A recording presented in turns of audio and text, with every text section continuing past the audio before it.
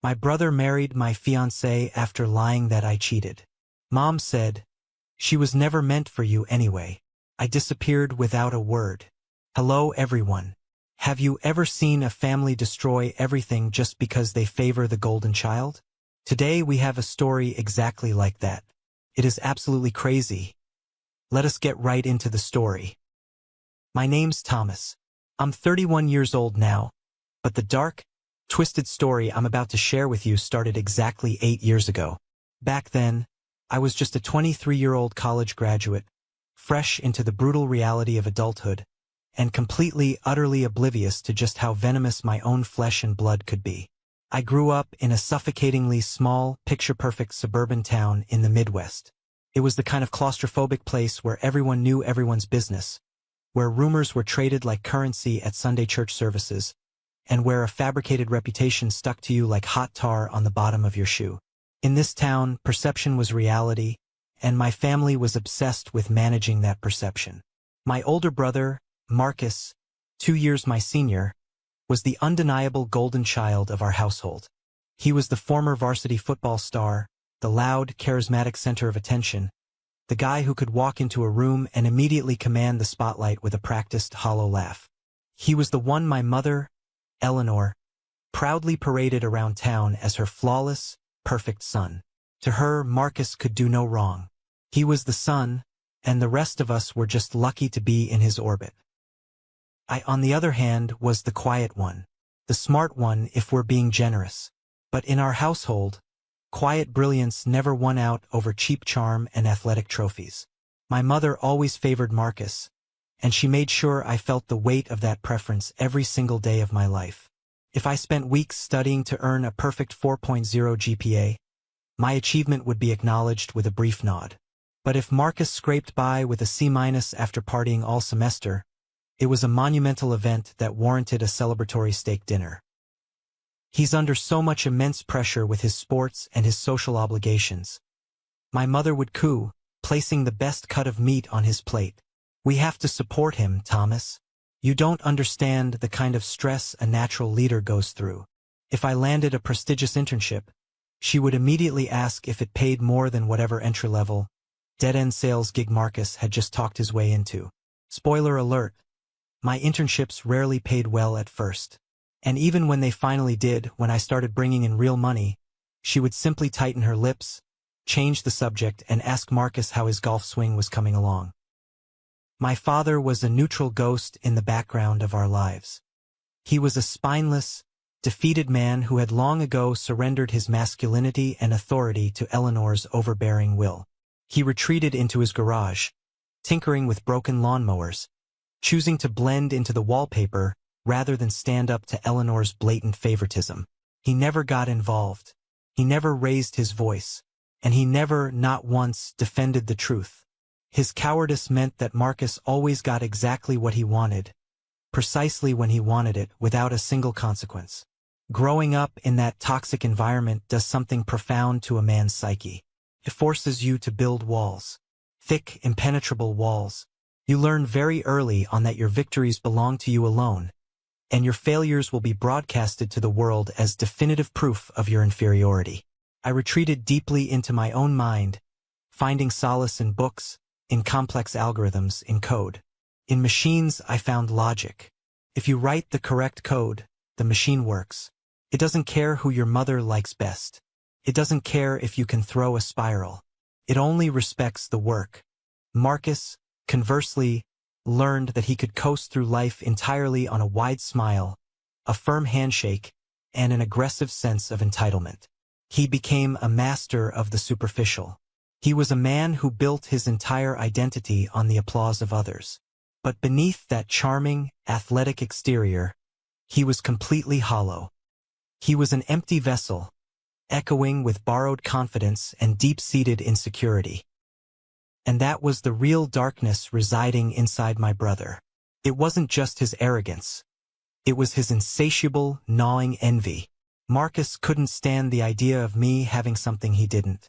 Whether it was genuine respect from my professors, a quiet sense of internal peace, or eventually, the love of a good, honest woman, Marcus viewed my happiness as a direct insult to his supremacy.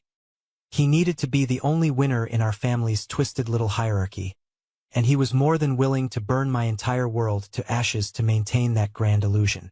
I just didn't realize how far he would go, how utterly depraved his jealousy had become, until the flames were already licking at my feet. I remember an incident when I was 16. I had spent 3 months building a complex robotics project for the state science fair. It was my masterpiece, my ticket to a potential scholarship. The night before the competition, Marcus came home drunk. He stumbled into the basement, tripped over a perfectly visible power cord, and sent the entire project crashing to the concrete floor, shattering it into hundreds of unsalvageable pieces. I was devastated. I stood there, trembling with rage, while Marcus just laughed, a cruel, mocking sound that still echoes in my head. When Eleanor came down to investigate the noise, she didn't reprimand him. She looked at the wreckage of my hard work, sighed in annoyance, and turned to me. "Well, Thomas, you shouldn't have left it so close to the walkway. Your brother is exhausted. Clean this mess up before your father gets home." That was the defining rule of the Bennett household. Marcus acts, Thomas pays the price. It was a rule I had learned to live with, a burden I carried in silence. But I never anticipated that this childhood cruelty would evolve into a calculated, sociopathic campaign to destroy my life as an adult. Wow, that was exhausting even reading it. That kid is so annoying and his mom is a crazy lady just demanding things because she thinks she has the right to them. How do you guys survive in a house where the parents always blame you for the golden child's mistakes? I met Sarah at the old municipal library downtown during the grueling winter of my final year of college. It was one of those torrential, unyielding Midwestern blizzards, and she had taken shelter in the narrow, dusty aisle dedicated to advanced computing theory, a section nobody ever visited. She wasn't an engineer. She was an art history major with a minor in literature, looking for a quiet corner away from the crowded main reading room. We bumped into each other, quite literally, knocking a massive stack of heavy reference books to the worn, water-stained carpet. As we knelt to pick them up, our hands brushed. She looked up, pushing a damp strand of dark hair out of her eyes, and smiled. From that very first, scattered conversation amidst the towering bookshelves, I knew she was fundamentally different from anyone I had ever known. Sarah was fiercely intelligent, carrying a delicate, refined grace, but what drew me in, what anchored me to her, was her profound, staggering empathy. She had this incredible, rare way of listening that made you feel like the noise of the entire world had completely stopped. She didn't just hear your words. She listened to the silences between them. She understood my quiet nature. She didn't demand me to perform or entertain her the way my family demanded. With Sarah, I didn't have to fight for space or relevance. She just naturally made room for me in her life. We started dating quietly. Our love wasn't the loud, obnoxious, social media-obsessed kind. It was deep, solid, and real. We spent hours talking about our futures, our dreams, the kind of home we wanted to build far away from the superficiality of my hometown. For the first time in my 22 years on Earth, I felt like a man who had a true partner. I felt seen. But my family, predictably, never fully warmed up to her. When I eventually brought her to our mandatory Sunday family dinners, the atmosphere would immediately shift, growing thick, tense, and toxic. My mother, Eleanor, would look Sarah up and down, her eyes scanning her modest, tasteful clothes like a barcode reader searching for a clearance price tag. "She's a sweet girl, Thomas," my mother would say to me in the kitchen, her voice dripping with that sickeningly sweet, condescending tone she reserved for her worst insults. "But let's be realistic, honey. That background of hers, a public school teacher for a father and a mother who works at a bakery, it's not exactly going to help elevate the family name, is it? You have a bright future ahead of you.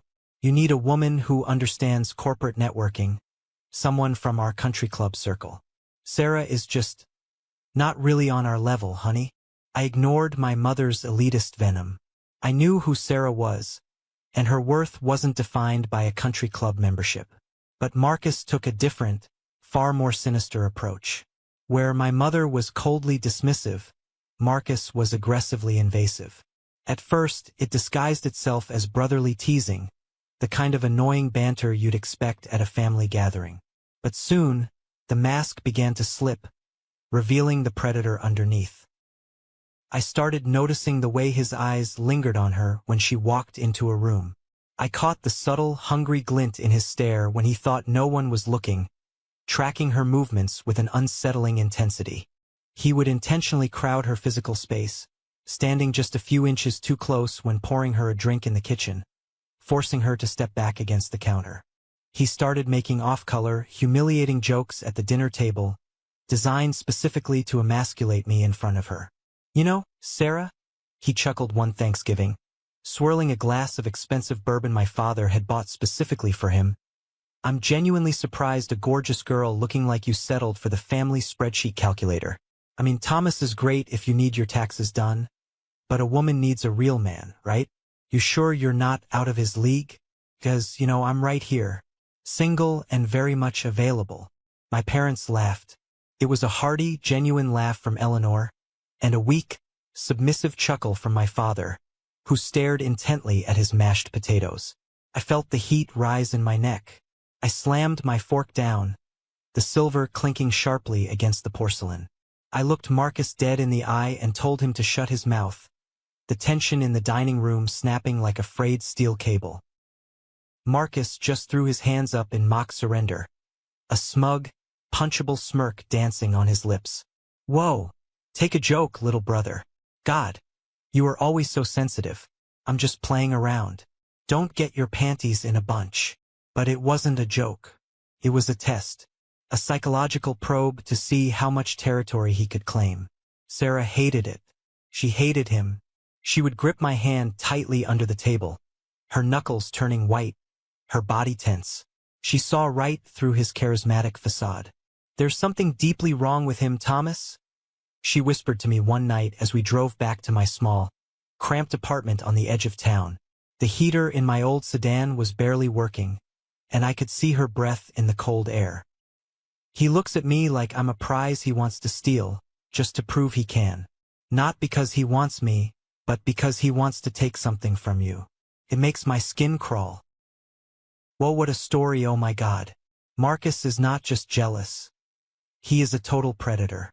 He wants to steal his brother's girl just for fun. What would you even do if your brother treated your partner like a piece of meat? I should have listened to her instincts.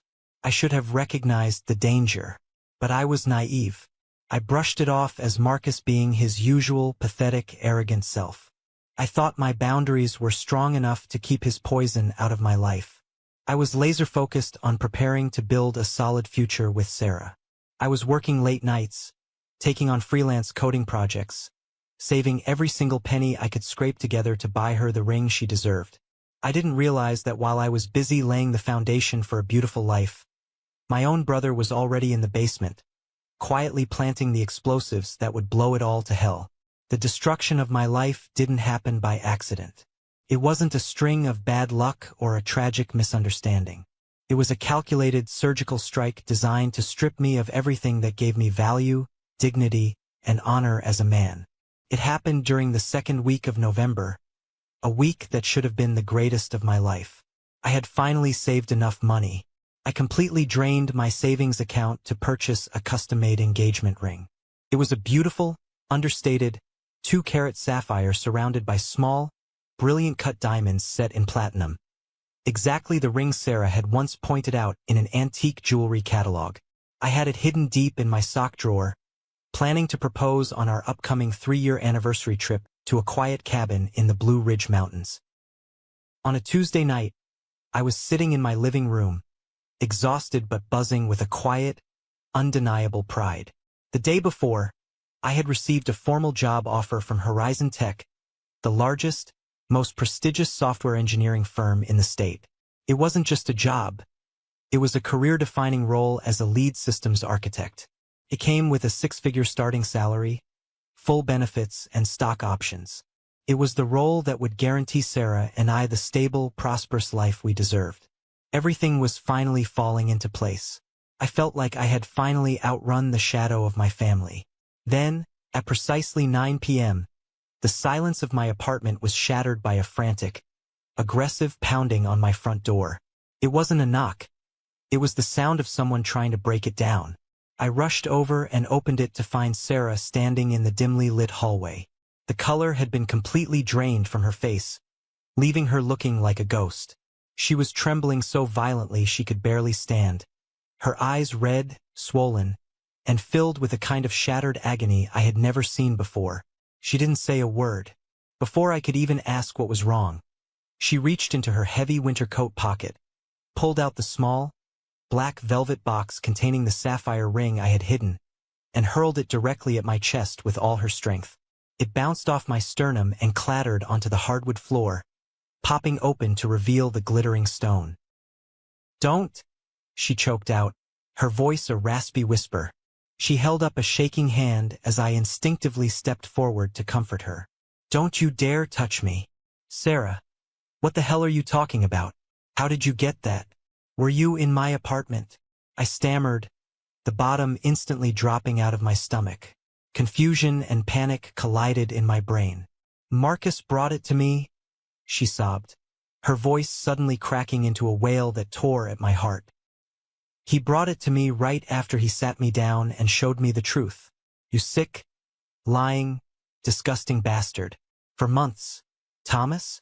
You've been sleeping with some girl from your old study group for 4 months while planning to give me this ring? While telling me you loved me? What? No. Sarah. I swear to God. I haven't even spoken to anyone else. That's an absolute lie. Stop lying to my face," she screamed, a sound so raw and full of pain that it ripped through the quiet hallway, making the neighbor's dog start barking. "He showed me the messages on his phone. Screenshots from your private messaging app. Explicit texts, Thomas. Disgusting photos. He showed me the time-stamped receipts of the hotel rooms you booked downtown. Marcus broke down crying in my living room when he told me. He said he couldn't let you ruin my life. He said he begged you for weeks to stop, but you told him you didn't care." My blood turned to absolute ice. Marcus, my own brother, had manufactured an entire, elaborate fictional affair. He had forged the screenshots, mocked up fake digital receipts, and played the role of the devastated, protective older brother to perfection.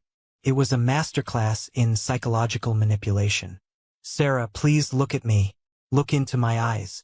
You know me. I am not that man. Marcus is lying. He has always hated me. He's trying to destroy us because he can't stand seeing me happy. You're pathetic," she whispered, the furious anger suddenly washing away into a pool of pure, cold disgust. She looked at me like I was a rotting corpse. "Blaming your own brother who just risked his relationship with you to protect me. We're done, Thomas. Never ever contact me again. If you come near me, I will call the police."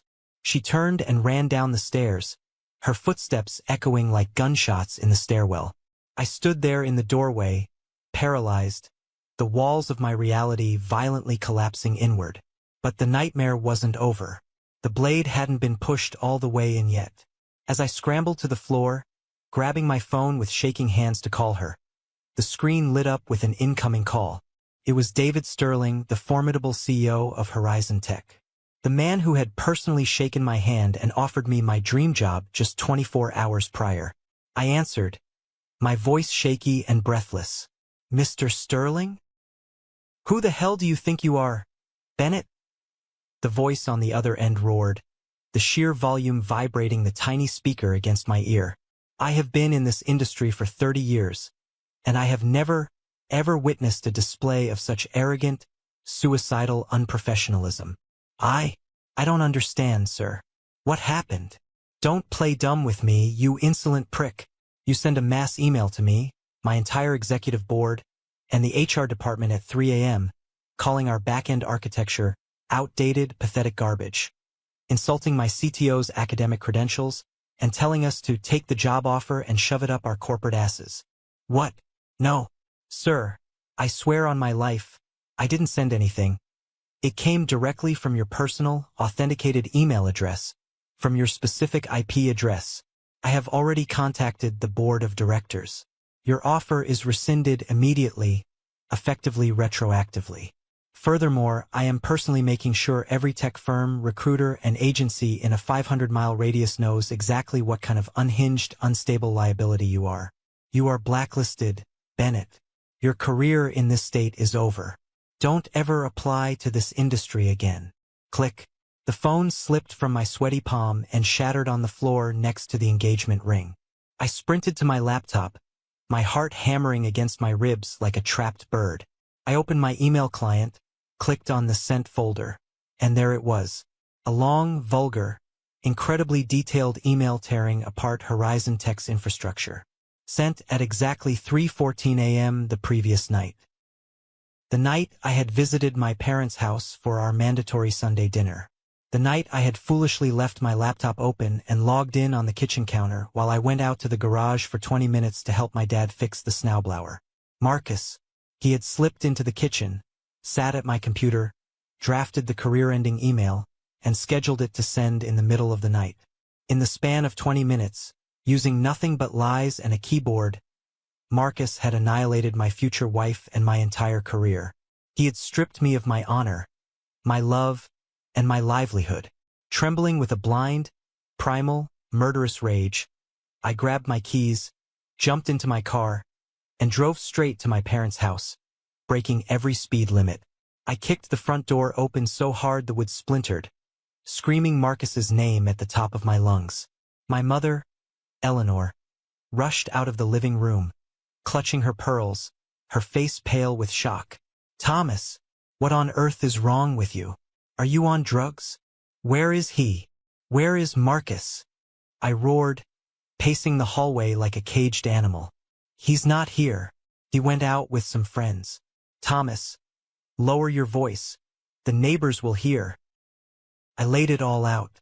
Sweating, shaking, I screamed about the fake texts, the stolen ring, the hacked email, the total calculated destruction of my life. I expected shock. I expected her to be horrified by the monster she had raised. I expected a mother's outrage on behalf of her wronged son.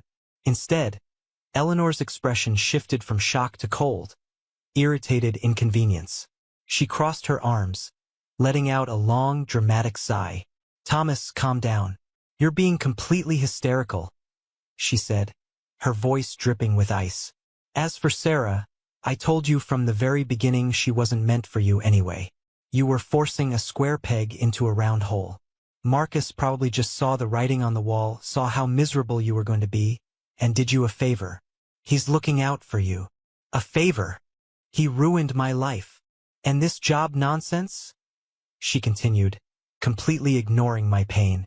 "If you couldn't even secure your own computer at a family dinner, how on earth were you going to handle the pressure of a real executive role?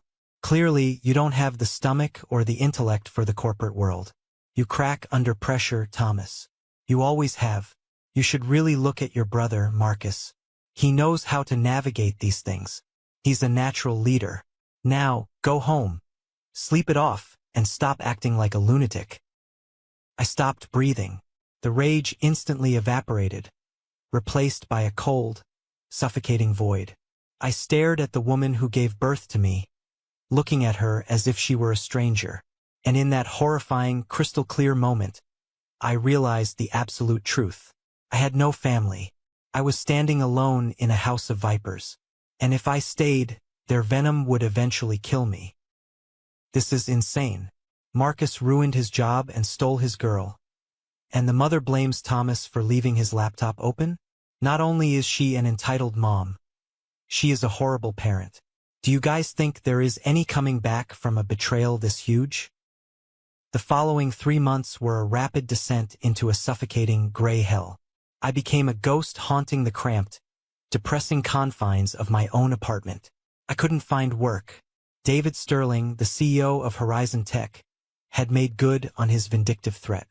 Every door in the state's tech sector slammed shut the moment they saw the name Thomas Bennett on a resume.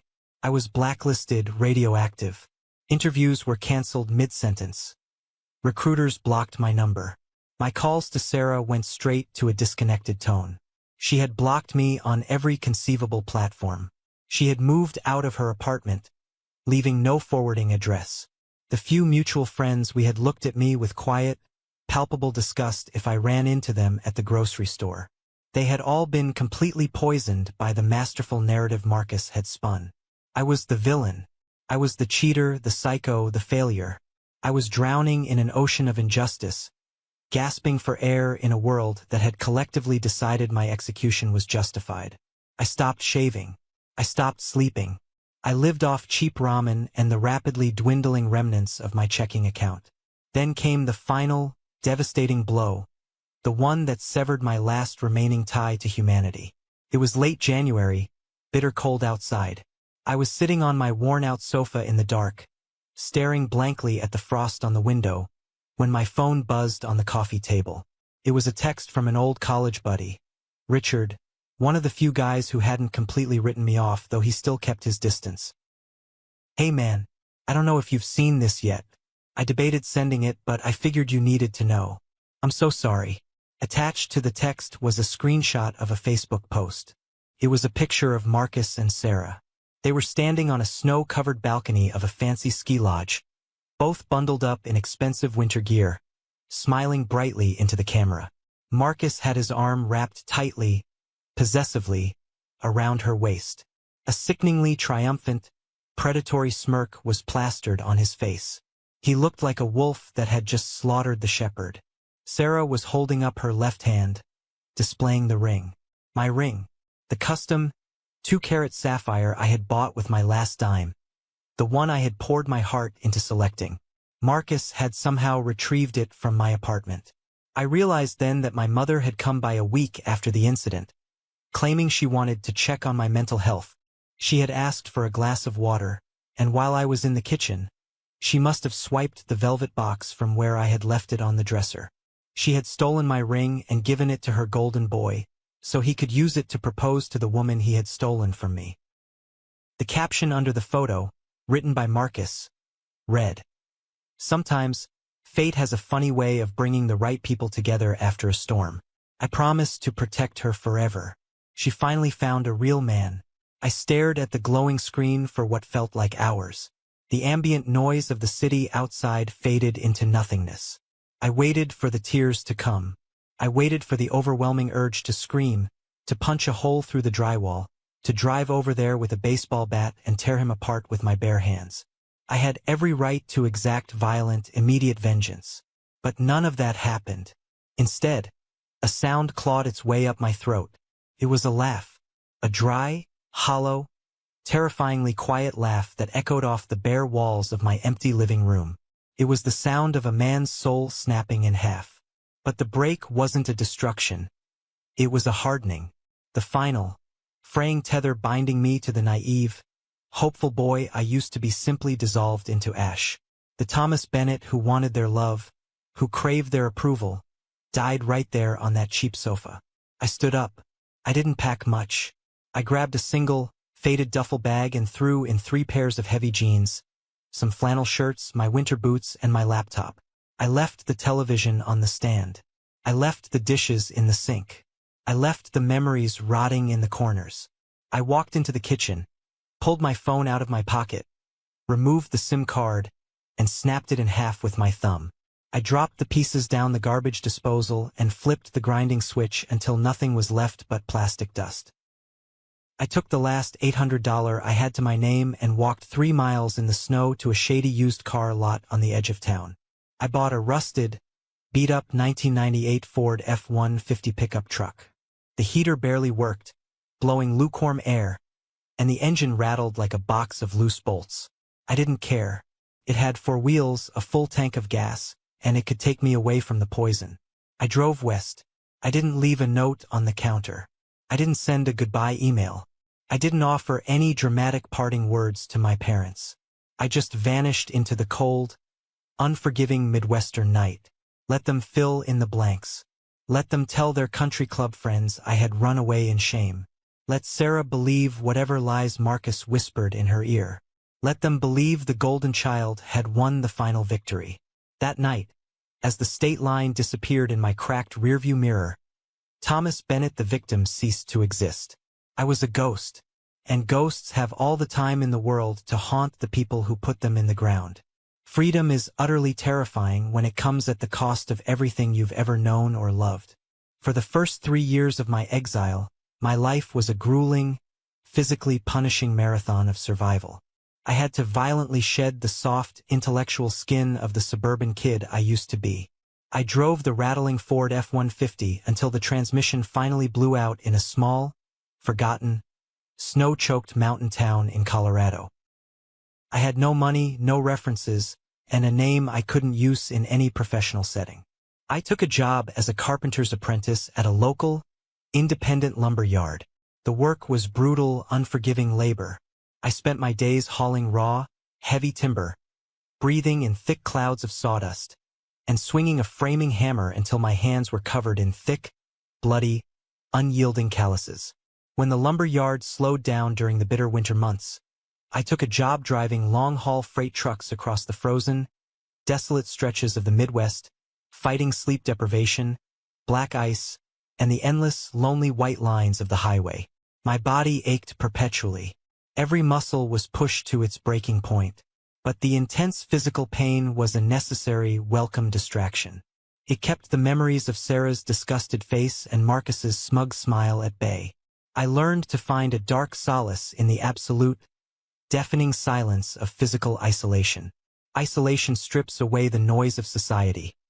It forces you to look at the raw, unpolished, ugly core of who you are. And what I found at my core was a smoldering, inextinguishable rage. But I didn't let that rage consume me in a fiery explosion. I captured it. I compressed it. I weaponized it. Bitterness, when channeled with absolute, sociopathic discipline, is the greatest, most potent fuel on earth.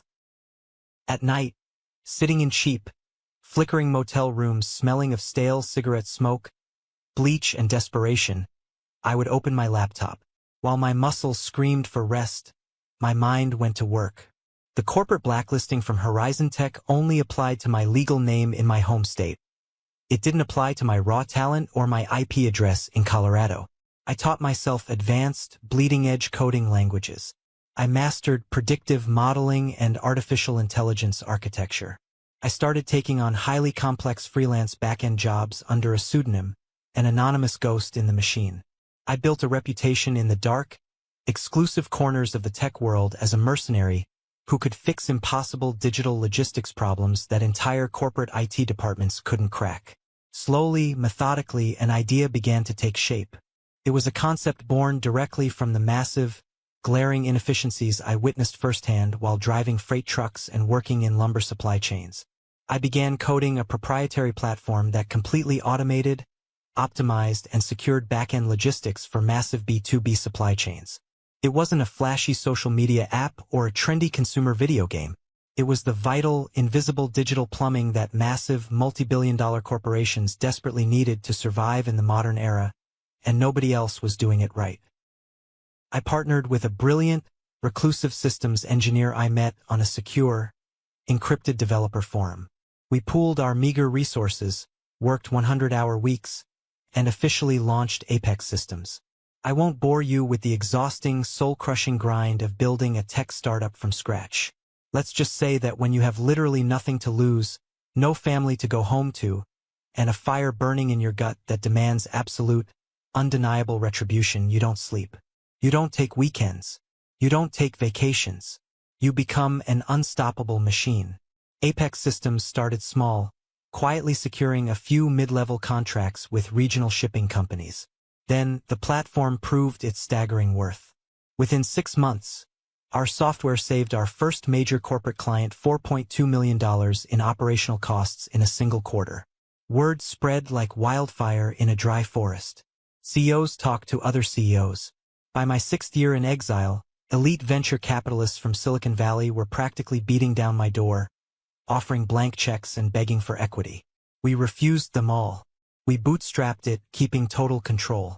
By year 7, we aggressively acquired our 3 biggest competitors, absorbing their market share and integrating their tech into our unstoppable juggernaut. Now, exactly 8 years after I drove out of my hometown with $800 and a broken heart, I am 31 years old. Apex Systems is a silent giant in the software industry, operating out of a massive, sleek, glass and steel headquarters overlooking the city skyline. I am the CEO and majority stakeholder. I hold equity worth tens of millions of dollars. I wear custom-tailored Italian suits that cost more than my father made in an entire year of his miserable life. I sit at the head of boardrooms filled with powerful men twice my age, and when I speak, the room goes dead silent. I am a quietly, dangerously, immensely wealthy man. And the most beautiful, poetic part of it all?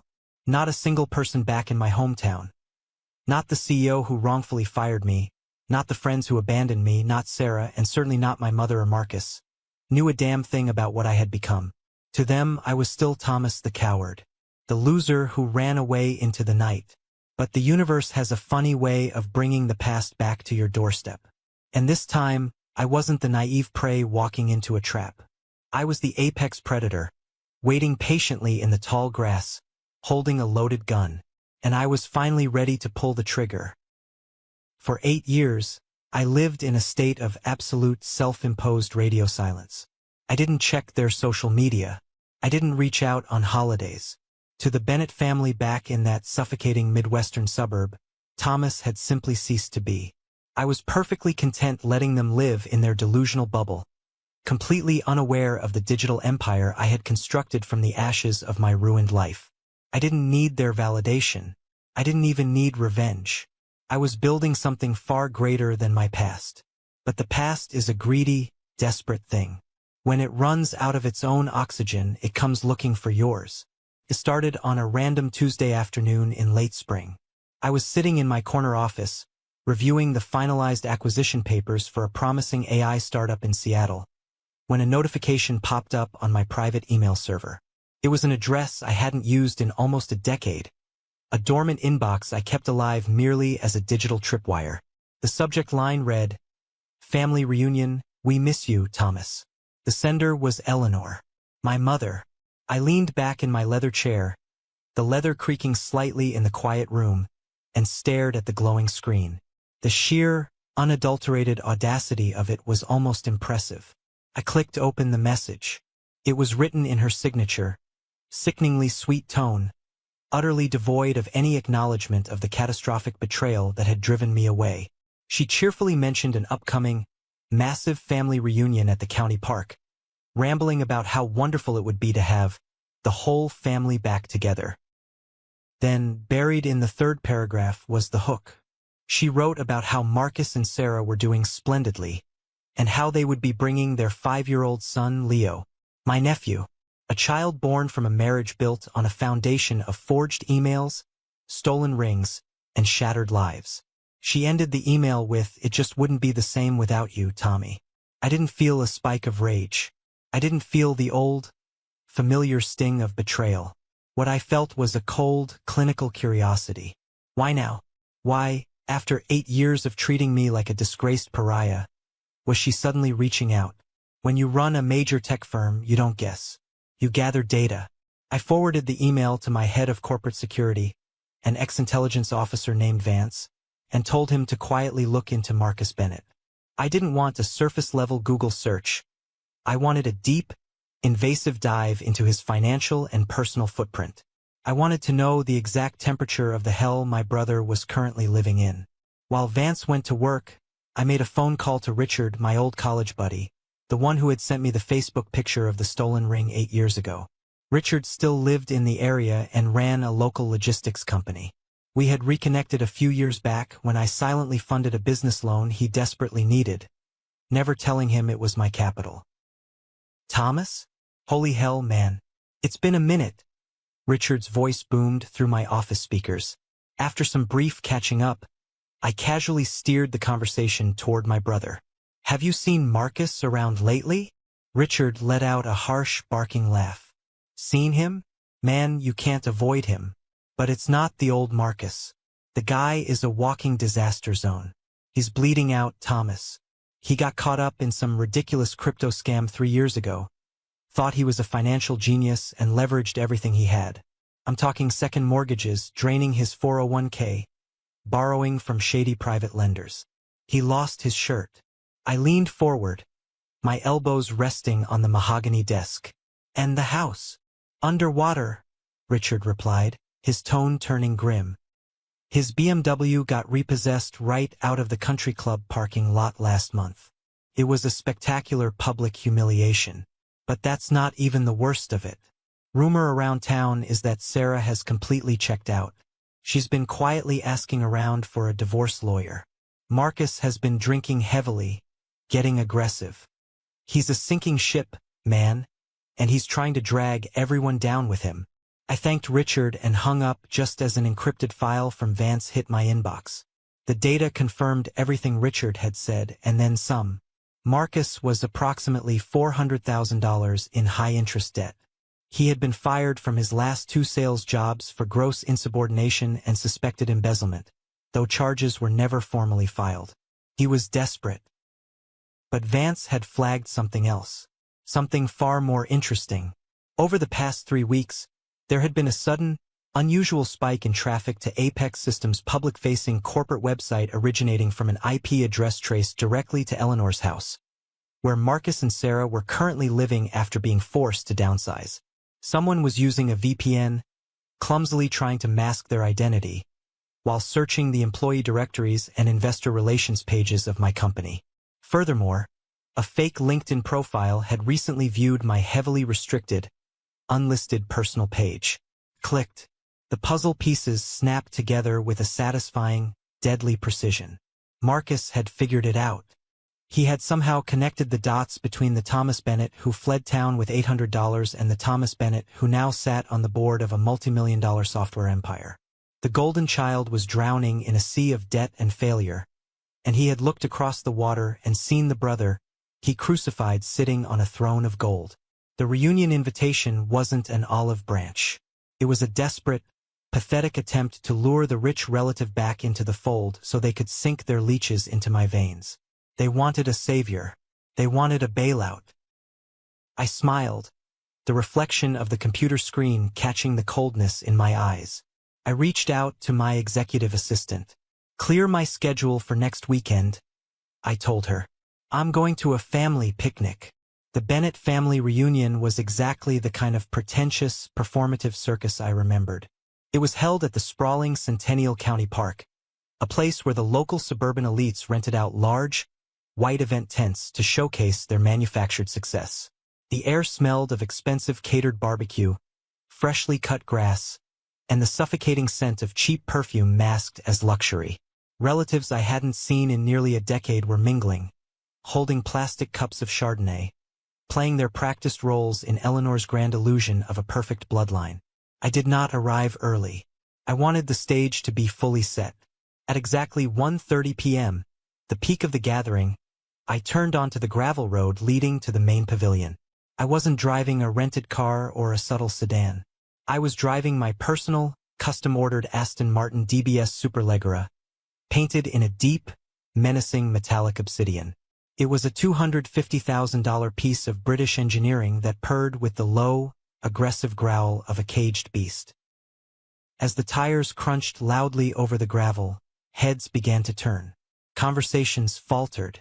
People stopped mid-bite. In a town where a leased mid-tier Lexus was considered the pinnacle of wealth, the Aston Martin looked like an alien spaceship descending upon a medieval village. I parked the car in the absolute center of the VIP lot, directly in the sight line of the main tent. I turned off the ignition, letting the silence ring out for a 3-second beat before I pushed the door open. I stepped out, adjusting the cuffs of my bespoke, midnight blue Tom Ford suit. I wore a Patek Philippe watch that cost more than the average American home. I didn't dress this way to be flashy. I dressed this way to establish an immediate, undeniable hierarchy. Power is a language, and I was speaking it fluently.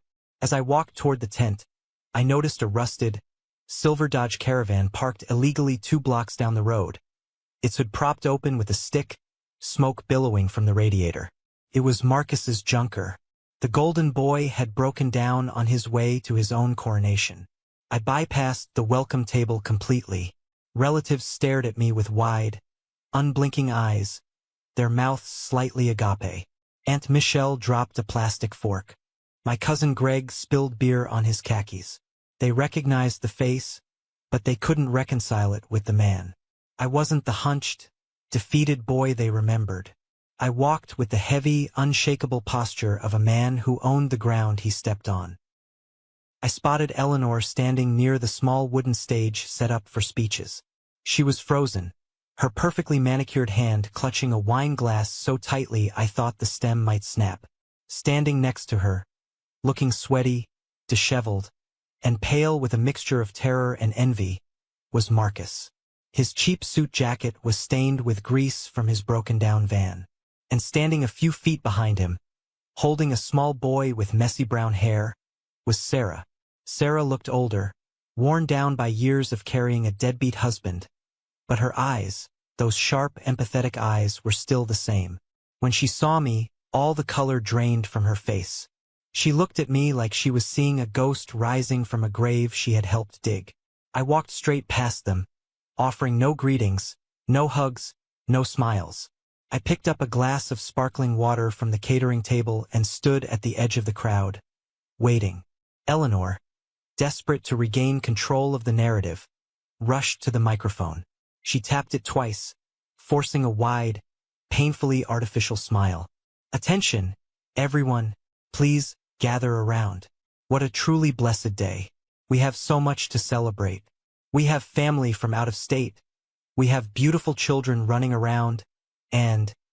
She swallowed hard, her eyes darting toward me. And we have my youngest son, Thomas, who has decided to join us after a long period of finding himself. A few awkward, scattered claps echoed under the tent. Marcus glared at the ground, his jaw clenching so hard the muscles ticked. Families go through hardships, Eleanor continued, her voice rising in a syrupy, theatrical cadence. We have misunderstandings, but we are Bennetts. We forgive, we move forward. And today is about honoring those who lead this family. I want to raise a glass to Marcus, who has faced such unfair struggles recently, but continues to be the strong, protecting pillar of his home. Stop. The word wasn't yelled. It was spoken clearly, firmly, and it cut through the humid afternoon air like a straight razor. Everyone turned. It wasn't me who had spoken. It was Sarah. She stepped out from behind Marcus, handing the little boy, Leo, to a bewildered aunt. Sarah walked directly to the front of the stage, her chest heaving, her hands trembling, but her eyes blazing with an absolute unrestrained fury. Sarah, honey, sit down, you're ruining the speech, Eleanor hissed, trying to grab her arm. Sarah yanked her arm away. She snatched the microphone from Eleanor's hands. The speaker let out a loud, painful screech of feedback, silencing the entire park. I am done, Sarah said, her voice shaking with adrenaline, echoing across the silent crowd. I am absolutely, utterly done covering for this family's lies. Marcus lunged forward, panic twisting his greasy face. Sarah, shut your mouth. You're making a scene. Don't you dare tell me to shut up, she screamed directly into the mic. She turned to the crowd, pointing a trembling finger squarely at Marcus's chest. You all think Thomas ran away because he was a cheater. You all think Marcus is some kind of hero who protected me. It's a lie. All of it was a lie. Gasps rippled through the audience. Eleanor looked like she might faint. I stood perfectly still, sipping my water, watching the beautiful, chaotic unraveling of their empire of dirt. Marcus lied to me, Sarah sobbed, the dam finally breaking. 8 years ago, he showed me fake text messages. He forged receipts. He manipulated me into believing Thomas was sleeping with someone else. He stole Thomas's engagement ring, the one on my finger right now, and pretended he bought it. And that email that got Thomas fired? Marcus sent it. He snuck onto Thomas's computer in the middle of the night and destroyed his career, just because he couldn't stand seeing his brother succeed. The silence under the tent was absolute. You could hear the wind rustling the oak leaves. Marcus stood frozen, his face burning a bright, humiliating crimson.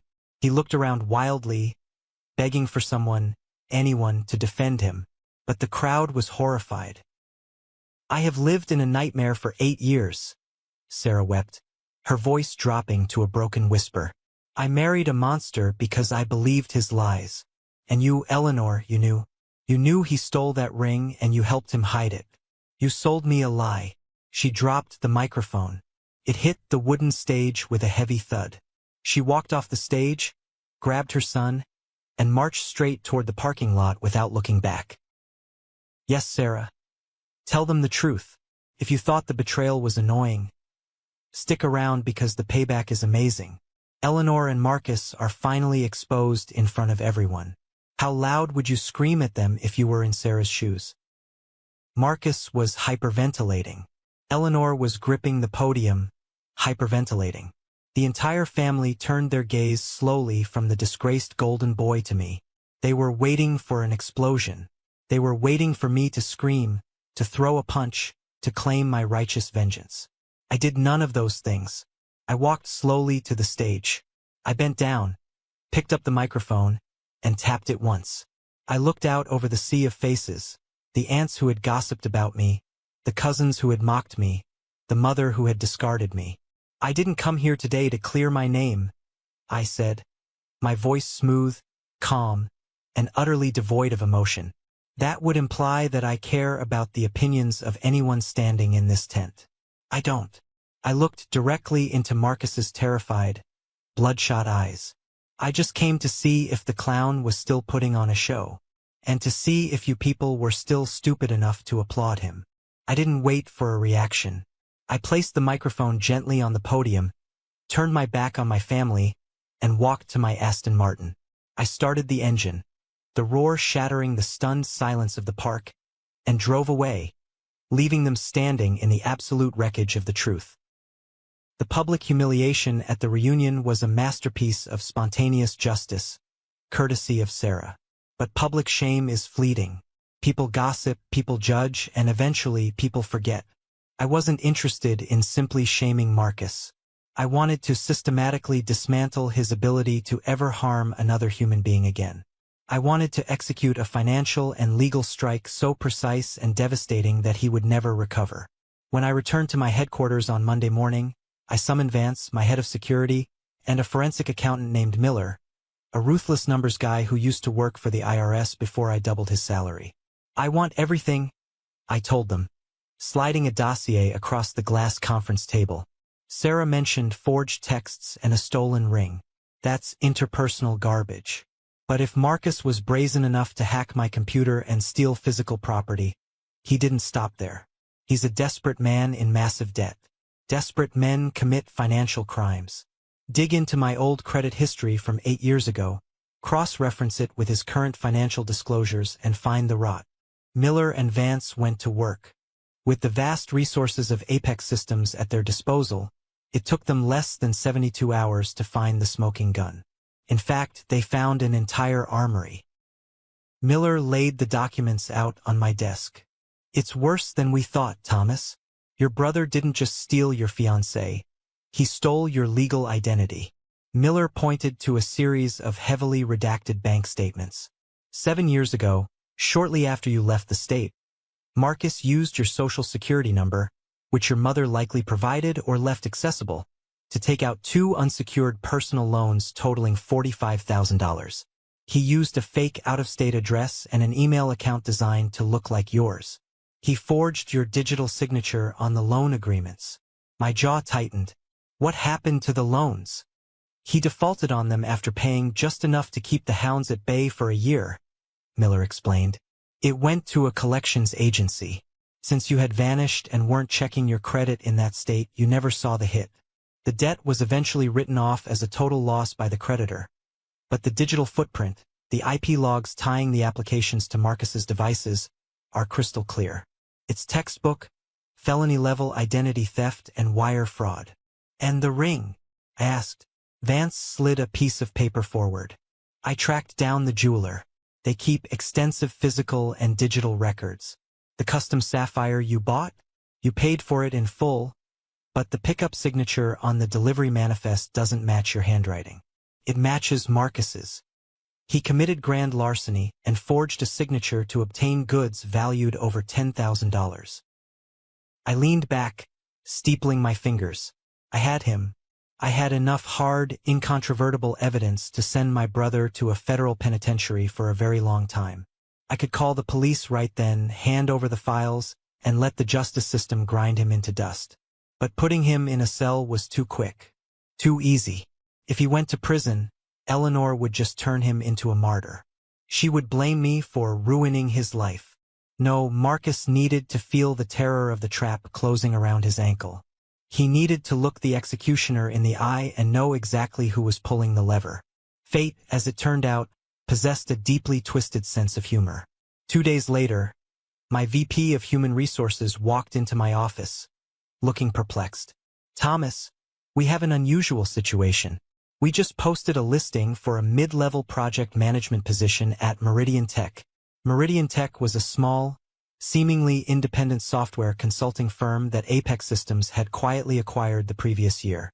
It was a shell company, operated out of a nondescript building downtown, entirely owned by me, but completely disconnected from the Apex brand name in any public filings. "And," I asked. "We received an application," the VP said, handing me a printed resume. "The applicant is highly unqualified, but his name caught the automated flagging system we put in place for your background checks. The name is Marcus Bennett. Your hometown. The algorithms suggest he might be a relative." I took the resume. I read through it, my blood running cold with dark amusement. It was a masterpiece of absolute fiction. Marcus had filled it with meaningless corporate buzzwords: synergy, cross-functional leadership, scalable growth initiatives. He even had the audacity to list his consulting work on a logistics app that sounded suspiciously like the concept I had developed before I left town. He was applying for a job in my empire, completely oblivious to the fact that I was the emperor. He was drowning, and he was trying to climb aboard my ship to save himself. "Set up the interview," I said, handing the resume back to the VP. "Sir? He's wildly unqualified. He doesn't have the technical background." "I don't care," I interrupted, my voice dropping an octave. "Put him through the standard initial phone screening to make him think he's a legitimate candidate. When he passes that, invite him in for an in-person, final round interview this Friday at the Meridian building. Tell him he'll be meeting with the silent owner of the company." "Understood, sir." The VP nodded, recognizing the dangerous glint in my eye. The trap was set. The invisible noose was tied. Now it was time to make him step on the trapdoor. Friday morning arrived with a heavy, overcast gloom that seemed perfectly fitting for an execution. I instructed my driver to take me to the Meridian Tech building downtown. It was a sleek, intimidating structure of frosted glass and brushed steel. There were no grand logos, no welcoming receptionists with warm smiles. It was a sterile, corporate fortress designed to make outsiders feel small and insignificant. I arrived an hour early and took my seat in the executive corner office on the top floor. The desk was massive, carved from a single slab of black walnut. Behind it, floor-to-ceiling windows offered a dizzying view of the city below. The cars looked like tiny insects. I sat in the high-backed leather chair, turning it so I was facing the window, my back to the door. On the desk behind me lay a single, thick manila folder. At precisely 10 a.m., the intercom on my desk buzzed. "Sir, your 10 o'clock applicant, Mr. Bennett, is here. Send him in," I replied. I heard the heavy oak door creak open, followed by the tentative, squeaking sound of cheap leather shoes stepping onto the polished marble floor. I could practically smell the desperation radiating off him. He reeked of cheap cologne and stress sweat. Hello." Marcus's voice echoed nervously in the cavernous room. "Mr. CEO? I'm Marcus Bennett. Thank you so much for this incredible opportunity. I've done extensive research on Meridian Tech, and I truly believe my dynamic leadership paradigm can elevate your cross-functional deliverables to the next level." He was reciting a script, a pathetic, rehearsed word salad of corporate garbage. I didn't speak. I simply planted my feet on the ground and slowly, deliberately, spun the heavy leather chair around to face him. Marcus froze. He stopped mid-step, his hand hovering in the air as if he were preparing to shake hands with a ghost. The color drained from his face so fast he looked instantly jaundiced. His eyes bulged, his mouth falling open in a slack-jawed expression of absolute, paralyzing horror. The cheap, ill-fitting blazer he was wearing seemed to swallow him whole. "Hello, Marcus," I said, my voice barely above a whisper, yet it filled the entire room. "Please have a seat. Let's talk about your deliverables." He couldn't move. He looked wildly around the room, as if expecting hidden cameras or a squad of armed guards to jump out. "Thomas? What is this? What are you doing here? Do you work for this guy?" I let out a low, humorless chuckle. "I don't work for him, Marcus. I am him. Meridian Tech is a wholly owned subsidiary of Apex Systems. My company. My empire." I gestured to the leather chair opposite the desk. "Sit down." His knees visibly buckled. He practically collapsed into the chair, gripping the armrests with white knuckles. You own this? All of this?" His voice was a pathetic squeak. The reality of the power dynamic was crushing his chest. The brother he had mocked, the brother he had destroyed, was now sitting on a throne he couldn't even comprehend. "I didn't bring you here to gloat about my bank account, Marcus," I said, leaning forward, resting my forearms on the black walnut. "I brought you here to talk about your resume. It's fascinating reading, especially the parts where you claim to have ethics and integrity." "Thomas, listen," he stammered, holding his hands up defensively, the old, arrogant facade completely shattered. "About what Sarah said at the park. She's crazy, man. She's just trying to turn you against me because we're having marital problems. I swear, I didn't." I slammed my open palm onto the desk with a sound like a gunshot. Marcus flinched violently, pressing himself back into the chair. "Do not insult my intelligence," I growled, all pretense of politeness vanishing. I reached for the thick manila folder and flipped it open. "This isn't about the fake texts, Marcus. That was child's play. I'm talking about federal crimes." I slid a piece of paper across the smooth wood. "Document 1. A $25,000 unsecured loan from First National Bank, taken out 7 years ago. The applicant name is Thomas Bennett. The social security number is mine. But the IP address used to file the application traces back to a laptop registered in your name." Marcus stared at the paper, his lips trembling. A bead of sweat rolled down his temple. I slid a second paper forward. "Document 2. A $20,000 loan from a private lender. Same SSN. But this one has a physical signature. A horribly forged attempt at my handwriting." I slid a third paper, a high-resolution photograph. "Document 3. The pickup manifest from Sterling Jewelers. You forged my signature to steal a $10,000 sapphire ring. That is grand larceny." "Thomas, please," Marcus whimpered, tears suddenly welling up in his terrified eyes. The golden boy was crying. "I was desperate. I had gambling debts. Mom cut me off. I didn't know what else to do. Please don't go to the cops. I'll pay you back. I swear to God. I'll pay you back every cent." "With what, Marcus?" I asked mockingly. "Your repossessed BMW? Your underwater mortgage? You are a financial black hole. You couldn't pay me back if you lived 1,000 lifetimes." I stood up, towering over him. "I have a team of corporate lawyers who could have you indicted, arrested, and denied bail before the sun goes down today. You are looking at a minimum of 10 years in federal prison for identity theft and wire fraud." He put his head in his hands and openly sobbed. "Please, Tommy. I'm your brother. Please. I have a son. Don't you dare use Leo as a shield," I snapped. "You didn't care about brotherhood when you hacked my email and destroyed my career.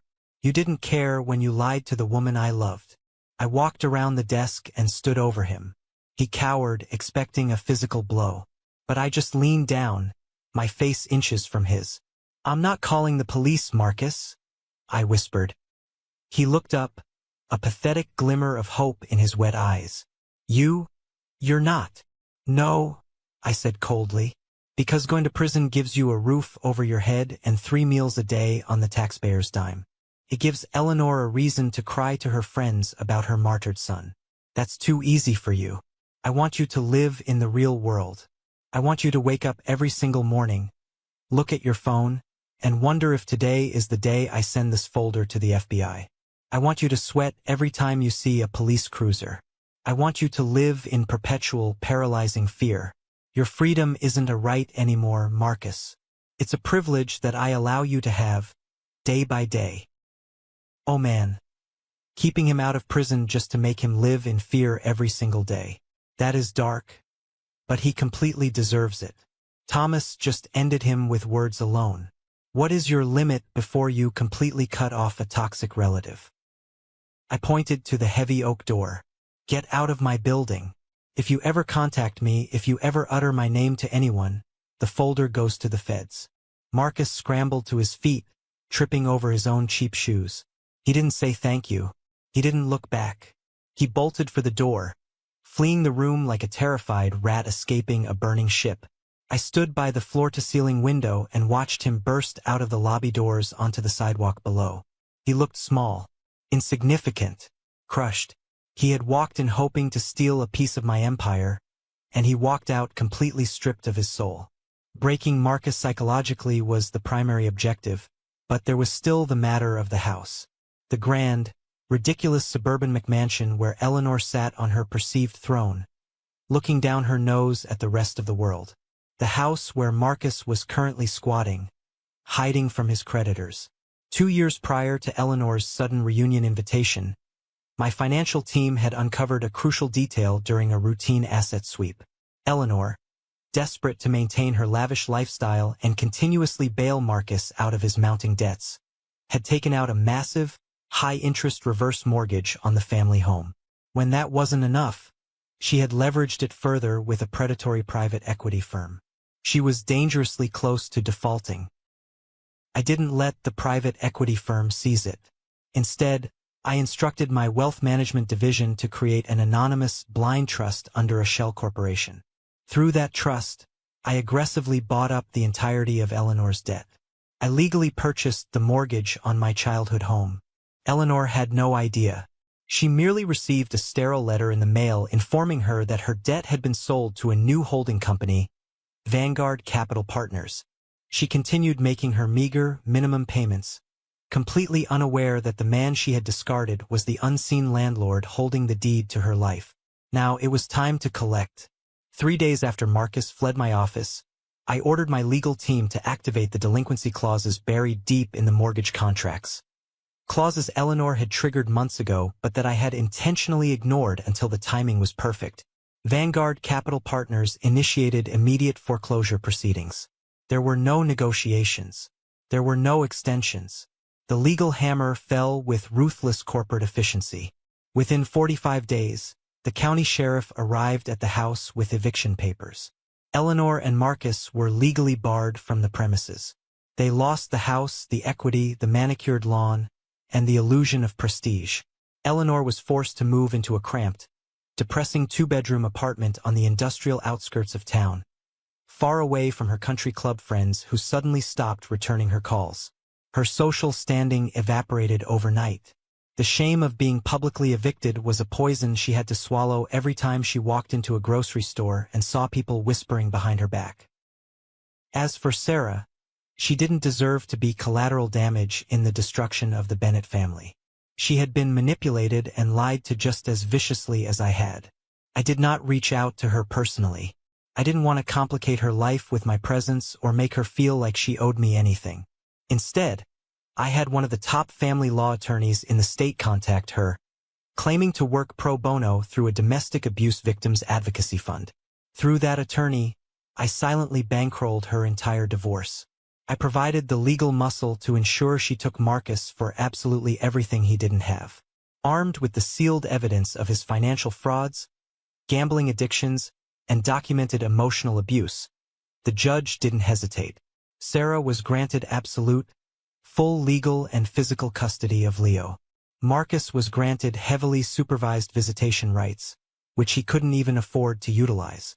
Sarah walked away clean, protected by an impenetrable legal shield financed by the ghost of her past. The final stroke of justice didn't come from a courtroom. It came from the press. A month later, Forbes magazine ran a massive multi-page feature on Apex Systems, profiling me as one of the most successful self-made tech billionaires under 35. It was a glowing article about resilience, innovation, and corporate strategy. But in the third paragraph, the journalist, whom my PR team had gently guided, included a very specific, carefully worded anecdote. Thomas Bennett's journey to the top was born from profound betrayal. Forced to flee his home state after a devastating incident of familial identity theft and corporate sabotage orchestrated by a jealous relative, Bennett turned his absolute ruin into a billion-dollar empire. He is proof that true talent cannot be destroyed by the petty jealousies of small-minded men. The article didn't name Marcus. It didn't have to. Within hours of publication, the article circulated wildly through my old hometown. Everyone read it. Everyone connected the dots. The jealous relative who committed identity theft was the same man who had just been evicted, the same man whose wife had publicly humiliated him at a park, the same man who was currently begging for jobs on LinkedIn. Marcus's reputation was permanently, irreversibly radioactive. He tried to start a GoFundMe page, spinning a pathetic sob story about being wrongfully attacked by elite corporate bullies and needing money to fight for his son. The campaign stayed active for 6 weeks. He raised exactly $0. Not a single person, not family, not old football buddies, not strangers, donated a dime. He was a ghost in his own life. I never looked back. I didn't care where Marcus ended up, whether he was sleeping on Eleanor's cheap sofa or living in a motel. He ceased to occupy space in my mind. On a quiet Tuesday evening, long after the office had emptied out, I stood in my executive suite overlooking the glittering city lights. The silence in the room wasn't the heavy, suffocating silence of exile. It was the peaceful, unshakable silence of total victory. I walked over to the small kitchenette in the corner of the office. Pinned to the stainless steel refrigerator with a simple magnet was a piece of folded construction paper. My attorney had passed it to me after Sarah's divorce was finalized. She had asked him to deliver it to the anonymous benefactor. She knew. She didn't need to say my name, but she knew. I opened the paper. It was a crayon drawing done by a 5-year-old hand. It depicted a stick-figure boy with messy brown hair, standing next to a tall stick-figure man wearing a blue suit. Above them, written in clumsy, oversized letters, was a single word: safe. I looked at the drawing, feeling a profound, quiet warmth settle into my chest. My mother used to say that family was defined by blood, and that without blood you were nothing. But she was wrong. I didn't destroy my family. I merely exposed the rot that was already there, and I built my own kingdom on solid ground. The honor of a self-made man doesn't come from the applause of fools. It comes from the quiet knowledge that when they tried to bury you, they didn't realize you were a seed. And from the dirt they threw on my name, I grew an empire. Well, that was a really long and very interesting story. I need a minute to process this. Thomas is an absolute legend for the way he handled this mess. He did not punch Marcus. He did not yell. He just disappeared, built a massive tech empire, and quietly bought the ground they walked on. Marcus is an empty, jealous loser who had to forge emails and steal an identity to feel like a real man. And Eleanor? She is the root of the entire problem, teaching her kid that demanding things and destroying others is perfectly okay. She got exactly what she deserved when the sheriff evicted her. The real hero here is the power of walking away. Thomas proved that extreme success is the absolute best revenge. Here is what people are saying online. User BlueSky99 says, Thomas went way too far. Evicting his own mother and making her move to a tiny apartment is cruel, no matter what she did. BlueSky99, are you out of your mind? I totally disagree with you. Eleanor literally stole her son's engagement ring and helped Marcus hide the truth. She watched Thomas lose his career and told him it was his own fault. She deserves to live in a cardboard box on the street. A tiny apartment is way too generous. Another user named Real Talker says, Sarah is also guilty. She should have trusted Thomas and let him explain instead of throwing the ring at his chest. Okay, Real Talker, I hear you, but look at the context here. Marcus forged digital receipts, fake text messages, hotel bookings, and the mother confirmed all the lies. It was a perfect, deadly trap. Sarah was a victim of a sociopath who played on her empathy. She stood up and destroyed him at the family reunion. So she definitely earned my respect back.